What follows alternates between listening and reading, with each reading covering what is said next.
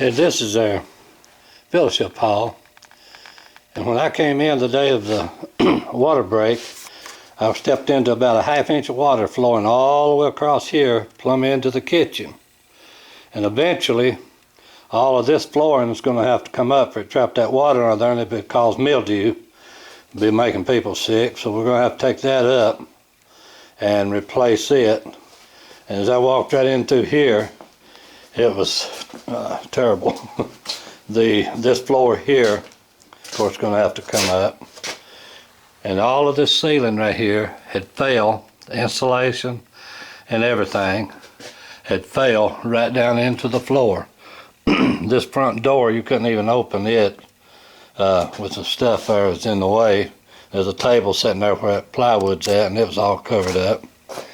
And then right on in through here, of course the pews were all down at that time.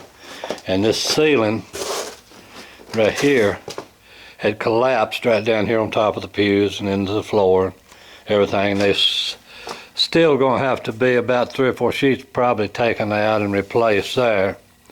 And but when we got into tearing the floor out in here, you can see they've got it all out.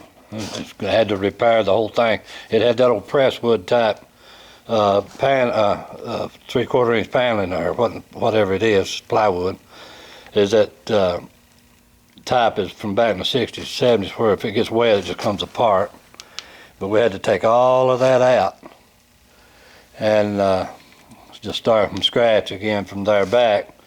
And then when we got it tore out, we found a bigger problem over here, and that was that this beam that goes all the way down that one side right there, as you can see, that one is the end of what's there right now, and it's deteriorated all the way back in under there where this water had been coming onto the house from the outside.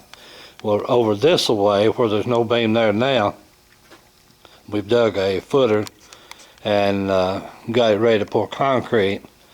But that beam was completely gone, and these 2x4s were just hanging in midair. We've cut part of that off where it was rotted off. It was kind of like this below the window right here.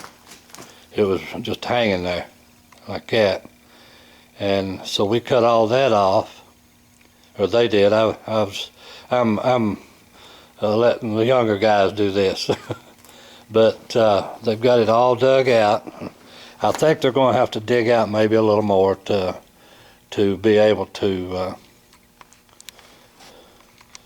get the concrete just where they want it, and then we're going to put blocks in there and get it up off of the ground, and it'll be good and solid then all the way back.